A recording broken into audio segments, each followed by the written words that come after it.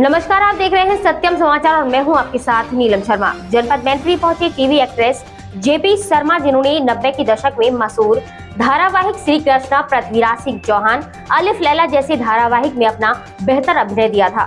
उन्होंने लोकप्रियता श्री कृष्ण धारावाहिक में शकुनी मामा के अभिनय से पाई थी, जिन्होंने पत्रकारों से वार्ता की है। और पत्रकारों से वार्ता करते हुए उन्होंने अपने करियर के बारे में क्या कुछ बताया है, आइए आपको भी दिखाते हैं इस खबर के जरिए। सर, सूत्रों की जानकारी हुई है कि कई धारावाहिकों में आपने धार्मिक काम किया। जी जी। बताना चाहिए। मैं राजस्थान का रहने वाला हूँ और मैं जब पढ़ता था, वैसे पढ़ाई में मैं बहुत जीरो था और बदमाशियां ज्यादा करता था।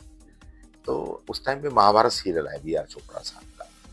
तो गांव के लोगों ने कहा, अरे तू भी तो इतना ही कमीना है जितना ही शकुनी कमीना है। और दूसरा, मेरे मन में हमेशा था कि मैं वो करूं जो हर कोई नहीं कर सकता।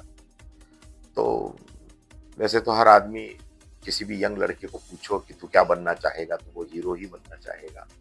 अब जाके थोड़ा ट्रेंड चेंज हुआ है कि कोई कहता है कि मैं इंजीनियर बनूंगा, कोई कहता है मैं डॉक्टर बनूंगा, और कोई कहता है मैं आर्मी में जाऊंगा, बड़ा अफसर बनूंगा।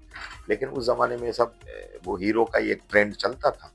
तो मुझे भी लगा कि कुछ ट्राई करनी चाहिए। तो शकुनी को मैंने देखा, गूफी पेंटल साहब को, और वही ड्रीम लेके मैं मुंबई आ गया। तालाब की गहराई को बाहर से नहीं नापा जा सकता, अंदर उतरने के बाद पता चलता है कितनी गहराई है, कितना दलदल है। तो 6 साल मैंने स्ट्रगल किया, लेकिन मेरा लक्ष्य तय था कि मुझे इस फिल्म इंडस्ट्री में काम करना है, मुझे टीवी पे आना है, फिल्म के पर्दे पे आना है। और उसके लिए मैंने प्रयास किया। रामानंद सागर साहब से मेरी 1995 में मुलाकात हुई। तो उनसे मैंने कहा कि सर, मैं शकुनी का रोल करना चाहता हूँ। तो उन्होंने कहा, मेरे पास एक्चुअली कृष्ण जी की जिंदगी का एक बहुत बड़ा हिस्सा जो है वो महाभारत से भी जुड़ा हुआ है, युद्ध से जुड़ा हुआ है। तो उन्होंने कहा, इस महाभारत के जो मेन कैरेक्टर हैं, जैसे भीष्म पितामह है, अक्रूर है ना, धृतराष्ट्र है, दुर्योधन है, दुशासन है, द्रौपदी है, शकुनी है, इस तरह के कैरेक्टर्स हैं, युधिष्ठिर है, पांचों पांडव हैं। तो मैंने कहा, कंपटीशन करा लीजिए, शकुनी का कंपटीशन करा लीजिए। जो जीतेगा वो करेगा और मैं ही जीतूंगा।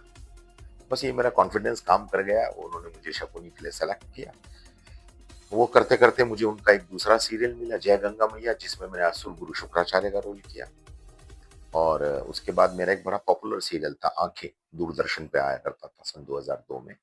मैं उसमें हम दो विलेन थे, कार्लोस और कंगारू। बड़ा मेरा पॉपुलर कैरेक्टर था। इसके बाद में मैंने एक सीरियल किया, टिम्बा रूचा। बेंगलुरु में हमारी शूटिंग होती थी और 1 साल के करीब उसकी शूटिंग चली। उसके बाद में मैंने अलिफ लैला, रामानंद सागर साहब का, सागर आर्ट्स का एक, मैं परमानेंट एक्टर हो गया था। कोई भी अच्छा रोल होता था तो मुझे कंसीडर किया जाता था। इसके बाद मेरा लास्ट सीरियल था पृथ्वीराज चौहान। उस दौरान मैंने गुजराती फिल्म भी की, मैंने एक हिंदी फिल्म वीर सावरकर में एक छोटा सा रोल किया। मैं असिस्टेंट डायरेक्टर भी था।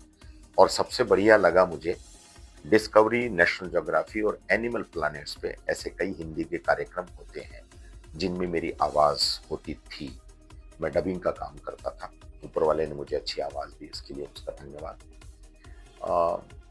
वो डबिंग करके मैंने जानवरों की दुनिया को समझा, मैंने पक्षियों की दुनिया को समझा, मैंने भगवान की रियल दुनिया को समझा, ऐसा मुझे लगता है।